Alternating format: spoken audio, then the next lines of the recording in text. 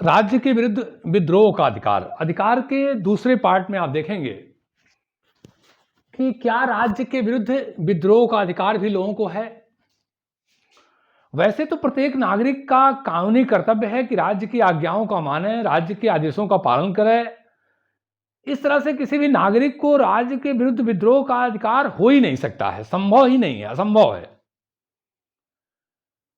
परंतु नैतिक दृष्टिकोण से यदि हम देखें तो नैतिक अधिकार के रूप में ऐसा हो सकता है। महात्मा गांधी ने कहा कि प्रत्येक व्यक्ति अपनी अंतरात्मा के प्रति उत्तरदायी होता है, अपनी अंतरात्मा के प्रति जवाबदेह होता है। अगर हम कांट को ले लें, हेगल को ले लें, ऐसे चिंतक के अनुसार तो कभी राज्य के विरुद्ध विद्रोह की बात करना तो बहुत दूर है, सोचना भी नहीं है। परंतु हम महात्मा गांधी और टी.एच. ग्रीन की एक पुस्तक है राजनीतिक दायित्व के सिद्धांत, the principles of political obligation, राजनीतिक दायित्व के सिद्धांत में राज्य के विरुद्ध विद्रोह की बातें की चर्चा है। तो मुख्य रूप से हम देखें तो राज्य के विरुद्ध विद्रोह का अधिकार सीमित मात्रा में कुछ शर्तों के साथ इस पर चर्चा किया जा सकता है। पहला यह कि राज्य के विरुद्ध विद्रोह तभी सोचा जा सकता है जब सारे संवैधानिक मार्ग बंद हो गए। एक अंतिम औषधि है, रोज रोज का भोजन नहीं है। जब सारे संवैधानिक मार्ग बंद हो जाएं तब राज्य के विरुद्ध विद्रोह की बात की जा सकती है। सभी रास्ते बंद हो जाएं, सभी दरवाजे बंद हो जाएं संवैधानिक मार्ग के। दूसरा कि सरकार या राज्य का जो नागरिक पर आघात है वो बहुत ही भयंकर प्रकृति का होना चाहिए, छोटा मोटा नहीं।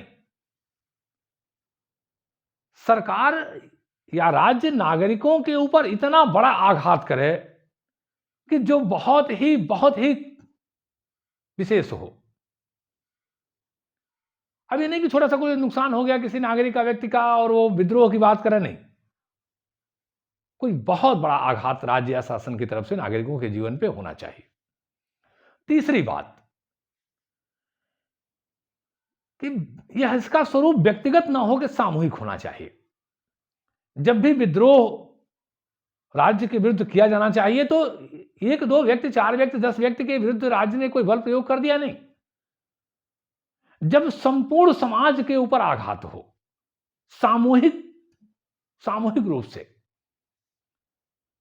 यह किसी व्यक्ति विशेष का मामला नहीं है, ऐसे में नहीं राज्य के विरुद्ध विद्रोह किया जा सकता है।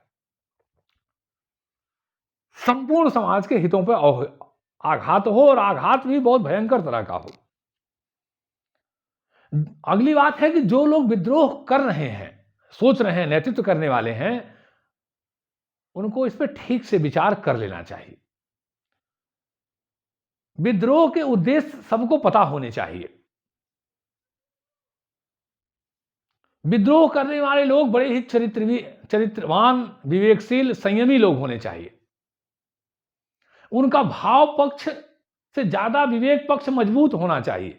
जल्दबाजी में, भावना के आधार पे हम आ गए, तोड़ देंगे, ये कर देंगे, इस तरह के लोगों के द्वारा यह काम नहीं किया जाना चाहिए।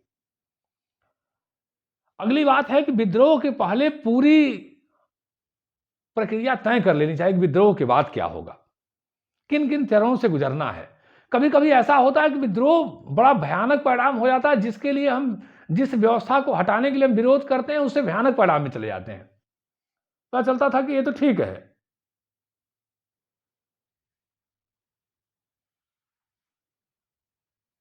ये तो ठीक है। 1789 की फ्रांसीसी क्रांति में आप देखें तो राजा रानी के प्रति जो, या एलिट वर्ग के प्रति जो विद्रोह था वो इतना भयानक हुआ कि पूरे फ्रांस की, पेरिस की सड़कें खून से भर गई, नहा उठी। राजा रानी को तो काटा ही गया, उनको भी काट दिया गया जो उस क्रांति के नेतृत्व कर रहे थे, और उनको भी काटा गया जिनका उससे कोई दूर दराज का संबंध नहीं था। बहुत सारे सीधे साधे बौद्धिक, बहुत सारे लोगों को काट दिया गया। तो क्रांति के सारे परिणामों पर विचार होना चाहिए। उसका उद्देश्य सबको पता होना चाहिए, उसकी आने वाली स्थिति के स्वरूप का ज्ञान होना चाहिए। इन सारी बातों पर विचार करने के बाद यदि लगता है कि विद्रोह सही है, तो विद्रोह का नैतिक अधिकार नागरिकों के पास है। कानूनी अधिकार तो हो ही नहीं सकता है। कानूनी तो यह है कि भाई हमको नागरिक को राज्य के प्रति आज्ञा पालन है, हमारा कानूनी कर्तव्य है, और कानूनी अधिकार तो हो ही नहीं सकता। हाँ, नैतिक अधिकार हो सकता है। तब जाके अंतिम शस्त्र के रूप में इसका प्रयोग होना चाहिए, विवेक रूप सम्मत होना चाहिए, इसके पूरे प्ररूपों पे विचार कर लेना चाहिए, उद्देश्य पे विचार हो जाना चाहिए। जो लोग क्रांति का नेतृत्व कर रहे हैं वो बड़े संयमी और नैतिक और धैर्यवान होने चाहिए। तो इस तरह से क्रांति का अधिकार एक अंतिम ब्रह्मास्त्र की तरह है, उसका प्रतिदिन में प्रयोग नहीं होना चाहिए। अब हम चर्चा करेंगे अधिकार के सिद्धांत, और पहला सिद्धांत है प्राकृतिक सिद्धांत। कुछ विद्वानों का मानना है कि अधिकार का सिद्धांत प्राकृतिक है, प्रकृति से ही मनुष्य स्वतंत्र पैदा होता है। मिल का मानना है कि प्रत्येक व्यक्ति जन्मजात विवेकी और स्वतंत्र पैदा होता है, और उसके अधिकारों की रक्षा होनी चाहिए, उसके अधिकारों की रक्षा होनी चाहिए। प्राचीन यूनानी चिंतकों से लेकर के और इसकी शुरुआत हुई, और सामाजिक समझौता सिद्धांत के विचारकों ने इसे ज्यादा बल दिया, हाफ्स रूसो ने, कि प्राकृतिक रूप से व्यक्ति को जो प्राकृतिक अधिकार हैं वो राज्य को संरक्षित सुरक्षित करना चाहिए, उनको अधिकार मिलना चाहिए। जीवन का अधिकार, संपत्ति का अधिकार, स्वतंत्रता के अधिकार की बात लाग करता है। हाफ्स भी उनके जीवन, संपत्ति, मूलभूत वस्तुएं इत्यादि के सुरक्षा की बात अधिकार के रूप में करता है। एक निरंकुश शासन सत्ता की स्थापना के बाद भी वो इन्हें सुरक्षित करता है। तो ये प्राकृतिक अधिकार बहुत ही महत्वपूर्ण है, और इनके आधार पर ही जो भारत में या अमेरिका में जो मौलिक अधिकार प्राप्त हुए, इन पे बहुत अधिक आधारित रहे। फ्रांस की क्रांति ने जो नारा दिया, इक्वलिटी, लिबर्टी एंड फ्रेटर्निटी, स्वतंत्रता, समानता और भ्रातृत्व, ये इस पे आधारित था, प्राकृतिक सिद्धांत पे। प्राकृतिक सिद्धांत के बहुत सारी आलोचनाएं हैं कि भाई ये अस्पष्ट नहीं है, भ्रमपूर्ण है। कुछ विद्वानों ने कहा कि भाई केवल महिला और पुरुष में ही अंतर करना चाहिए, बहुत सारी आलोचनाएं। इससे क्रांतियों का आधार तय होगा, बहुत सारी आलोचनाएं हुई इस सिद्धांत की। परंतु इनकी अलग अलग आलोचना भी किया गया। राज्य को कृत्रिम मानना ठीक नहीं है, इत्यादि इत्यादि। लेकिन अंत में सिद्धांत का बड़ा महत्व है कि जो समानता, स्वतंत्रता, भ्रातृत्व की भावना 1789 की क्रांति के बाद स्वीकार किया गया,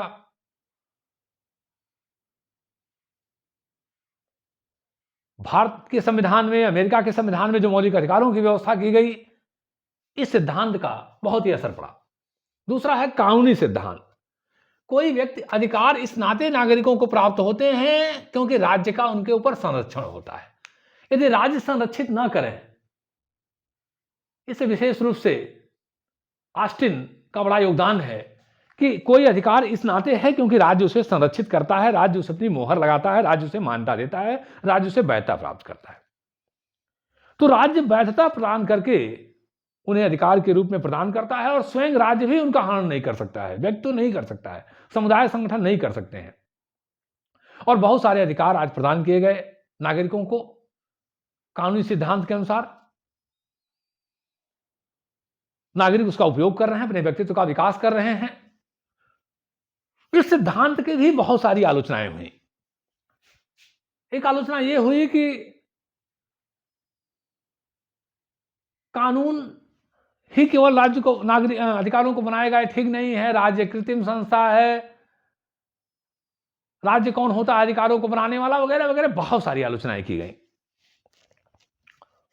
बहुत सारी आलोचनाएं की गई। लेकिन इसके बावजूद भी राज्य निरंकुश हो जाएगा, स्वेच्छाचारी हो जाएगा, राज्य के आदेश कानूनों का पालन नहीं करते हैं। लेकिन अंत में महत्व इस बात का है कि कानूनी अधिकार ही महत्वपूर्ण है, क्योंकि राज्य उन अधिकारों को प्रदान करता है और राज्य उस पर मुहर लगाता है। अगर राज्य नहीं चाहेगा तो कोई अधिकार रह करके भी वो नैतिक हो सकता है, लेकिन उसका सही रूप अधिकार का नहीं हो सकता है, क्योंकि अधिकार के लिए आवश्यक है कि उस पर कानून की या राज्य की मुहर लगे, राज्य उसे संरक्षित करे।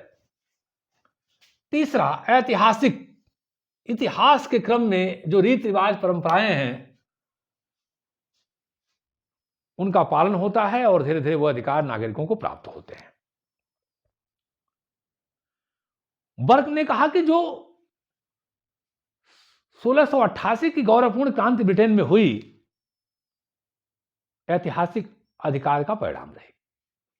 इतिहास के क्रम में हम जिन रीति रिवाजों परंपराओं का पालन करते हैं, आगे चल के वो अधिकार बन जाते हैं। वही अधिकार के वास्तविक स्वरूप है, वही अधिकार के वास्तविक स्वरूप है।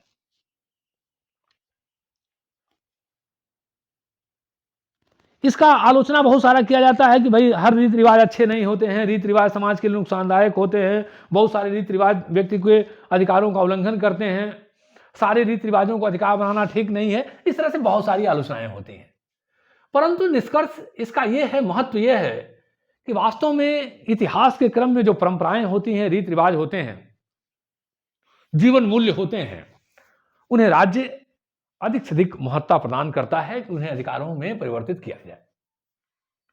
समाज कल्याण का सिद्धांत, यह सिद्धांत वो सिद्धांत है जिसे बेंथम ने और बाद में लास्की ने भी इसे बड़ा बल दिया कि समाज का इससे कल्याण होता है, समाज के हित के लिए आवश्यक है कि व्यक्ति को शिक्षा का अधिकार मिले, जीविका का अधिकार मिले, परिवार, अपने परिवार सृजन, लालन पालन इत्यादि का अधिकार मिले, रोजगार का अधिकार मिले। इस नाते ये अधिकार आवश्यक है क्योंकि समाज का कल्याण इसमें है। इस नाते अधिकारों की व्यवस्था होनी चाहिए। इस सिद्धांत के जो आलोचक हैं वो कहते हैं कि अरे भाई, समाज का कल्याण, अब सबका कल्याण कि कुछ विशेष लोगों का कल्याण हो सकता है, बहुत बड़े भाग कल्याण के लिए बात करें और बहुत छोटे लोगों का, अल्पसंख्यक वर्गों का थोड़े हिस्से का नुकसान भी हो जाए। इस नाते ये ठीक नहीं है, ये बड़ा भ्रामक है, ये अच्छी बात नहीं है। लोक कल्याण ही बड़ा कठिन है समझना, व्यक्तिगत कल्याण और सामूहिक कल्याण में बड़ा भ्रम है, इस नाते ठीक नहीं है। परंतु अंत में निष्कर्ष यह है, महत्व यह है कि वास्तव में ऐसे राज्य ऐसे अधिकारों पर अपनी मान्यता जरूर प्रदान करता है जो समाज के हितों के लिए हैं। जैसे हमारे यहां राज्य ने शिक्षा की व्यवस्था किया, सार्वजनिक पद प्राप्त करने की व्यवस्था किया, ये सब जो व्यवस्था किया, विचार व्यक्त की स्वतंत्रता दिया, ये वास्तव में समाज का कल्याण है और इस नाते ऐसा राज्य व्यवस्था किया। आदर्शवादी या व्यक्तिवादी, आदर्शवादी व्यक्ति एक नैतिक प्राणी है और नैतिक प्राणी होने के नाते अपने व्यक्तित्व का सर्वांगीण विकास करना, नैतिक विकास करना आवश्यक है। अधिकार ऐसे मिलने चाहिए राज्य की तरफ से। राज्य के लिए यह व्यवस्था करनी ही चाहिए कि व्यक्ति का नैतिक विकास हो, सर्वांगीण विकास हो। व्यक्ति अपने व्यक्तित्व का विकास ठीक से कर सकता है, इस नाते उसे अधिकार प्राप्त होने चाहिए। उसे चलने का, बोलने का, रहने का, परिवार समुदाय संगठन बनाने का इत्यादि के अधिकार मिलने चाहिए। स्वाभाविक रूप से इसे इस नाते आदर्शवादी कहा जाता है कि व्यक्ति के व्यक्तित्व विकास के लिए आवश्यक है। प्रोफेसर लास्की, ग्रीन इन अधिकारों की मान्यता प्रदान करते हैं कि व्यक्ति के व्यक्तित्व विकास के लिए बहुत आवश्यक है। उसे जीविका का अधिकार मिले, उसे शिक्षा का अधिकार मिले, उसे रहन सहन ठीक से होने का अधिकार मिले, परिवार निर्माण इत्यादि का अधिकार मिले। ये सब सारे अधिकार व्यक्ति के व्यक्तित्व विकास के लिए आवश्यक है। ग्रीन का मानना है कि समाज और राज्य व्यक्ति के नैतिक विकास के लिए उत्तरदायी है और राज्य का कार्य है कि व्यक्ति के नैतिक मार्ग में जो बाधाएं हैं उन बाधाओं की बाधा बन जाए, उन बाधाओं की बाधा बन जाए और व्यक्ति के सर्वांगीण विकास का मार्ग प्रशस्त करे। तो व्यक्ति के व्यक्तित्व विकास में जितनी बाधाएं हैं, व्यक्तित्व विकास के लिए, उसके व्यक्तिगत विकास के लिए, उसके आदर्श उन्नति के लिए जितने भी तत्व हैं वो उन्हें प्रदान करना चाहिए, उन्हें अधिकार मिलना चाहिए। इस सिद्धांत की भी बहुत सारी आलोचनाएं हैं और आलोचनाओं में कहा जाता है कि ये बहुत कठिन है कि व्यक्तित्व का विकास आंतरिक तत्व है, आंतरिक तत्व का बाह्य तत्वों के साथ कैसे पता लगाया जाए कि क्या आंतरिक व्यक्तित्व विकास के लिए आवश्यक हैं, राज्य बाहर से कैसे पता लगाएगा, इत्यादि इत्यादि बहुत सारी आलोचनाएं। परंतु अंत में सिद्धांत का यह महत्व है कि व्यक्तित्व विकास के लिए जो आवश्यक चीजें हैं वो व्यक्ति को हर राज्य प्रदान करने का प्रयास करता है कि उसे भाषा अभिव्यक्ति की, विचार अभिव्यक्ति की, सार्वजनिक पद पर आने की, शिक्षा की इत्यादि जो उसके नैतिक विकास के लिए आवश्यक है वो उन्हें सुविधाएं मिलनी चाहिए, अधिकार मिलने चाहिए। तो इन सारे अधिकारों को हम देखने के बाद यह स्पष्ट होता है कि अधिकार मानव व्यक्तित्व के विकास के लिए बहुत आवश्यक है। अब हम थोड़ी चर्चा करेंगे अधिकार एवं कर्तव्य पे।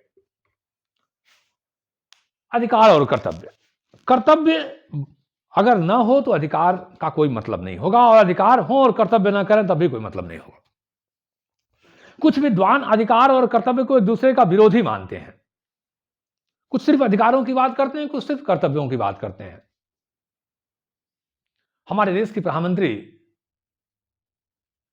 श्रीमती गांधी जी पूर्व सोवियत संघ गई और उन्होंने वहां देखा कि वहां की जनता ने अधिकारों से ज्यादा कर्तव्यों पर जोर दिया है। ऐसी व्यवस्थाएं हैं जो अधिकारों से ज्यादा कर्तव्यों पर जोर है, और आकर के भारत में 42वां संविधान संशोधन करके 10 कर्तव्यों को भारतीय संविधान में जोड़ा। बाद में कर्तव्य और बढ़ गया कि प्रत्येक अभिभावक का कर्तव्य है कि अपने बच्चों को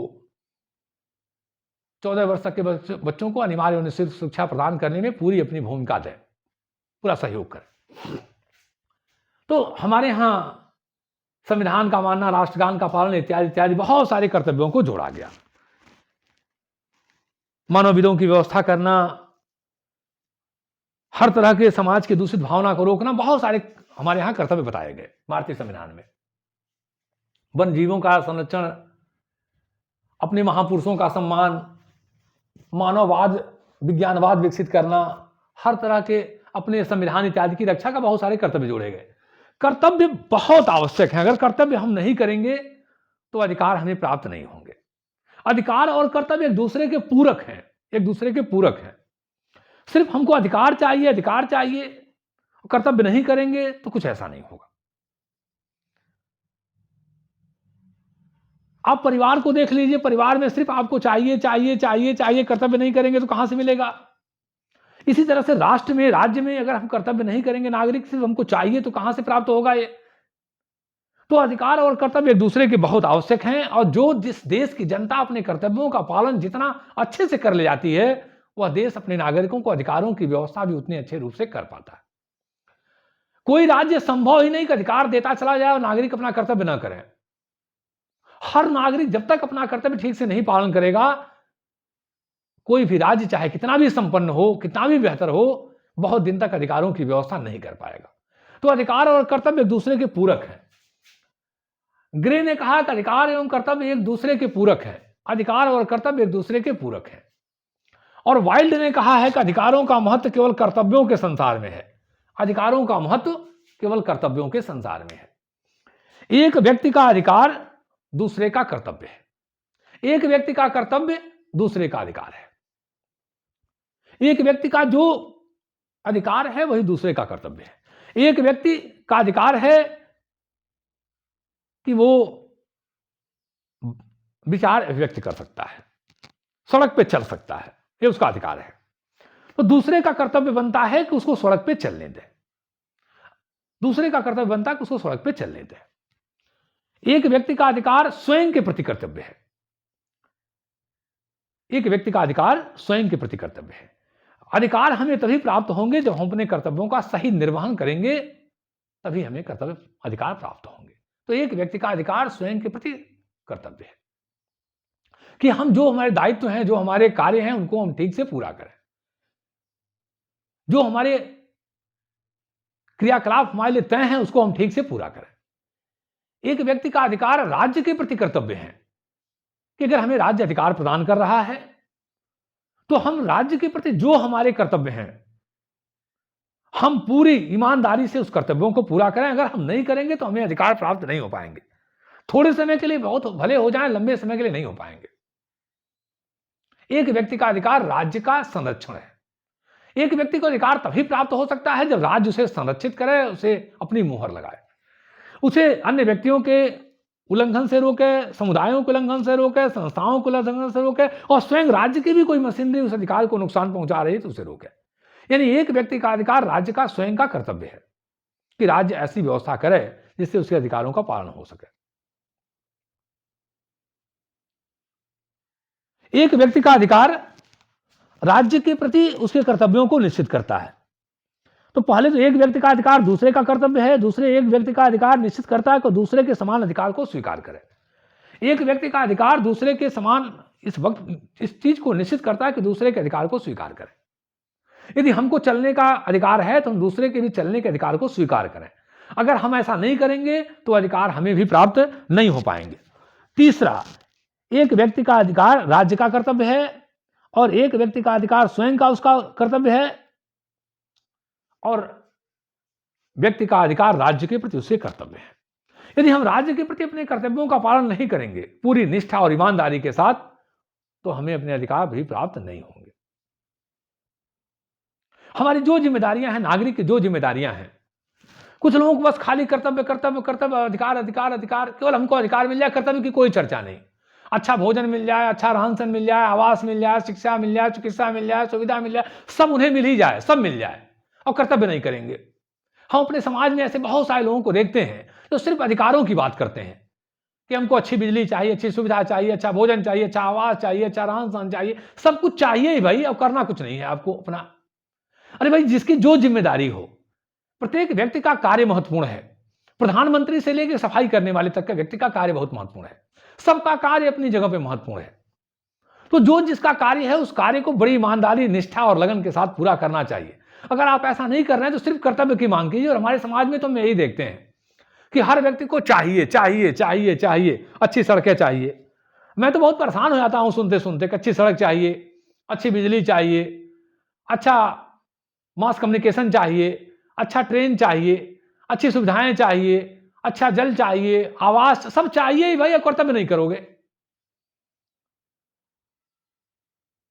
लखैरों की तरह, आवारों की तरह इधर उधर घूमोगे। कब तक आपको ये अधिकार मिलता रहेगा? दूसरे कमाई पे कब तक खाते रहोगे? कब तक उनके ऊपर डंका बजाते रहोगे? और कब तक राज्य के आपकी आवश्यकताओं की पूर्ति करेगा? अपनी जिम्मेदारी का आभास नहीं है। तो जब तक हम अपने कर्तव्य नहीं करेंगे तब तक हमें अधिकार भी प्राप्त नहीं हो पाएंगे। जब हम अपने कर्तव्यों का ठीक से निर्वहन करेंगे, पालन करेंगे, तभी हमें अधिकार प्राप्त हो पाएगा। हर व्यक्ति को, मैं अपने समाज में बहुसंख्यक समाज के लोगों को जब देखता सुनता हूं तो बस केवल अधिकारों की बात करते हैं, कर्तव्यों की नहीं। हर व्यक्ति को अधिकार अधिकार अधिकार अधिकार अधिकार अधिकार, अरे सब चाहिए, कहां से आएगा? कोई जन्नत से थोड़ी बरसेगा धन यहां, और करेगा कौन उस कार्य को? तो जब तक हम नागरिक अपने कर्तव्यों का पालन नहीं करेंगे तब तक हमें कर्तव्य ठीक से प्राप्त नहीं हो पाएंगे।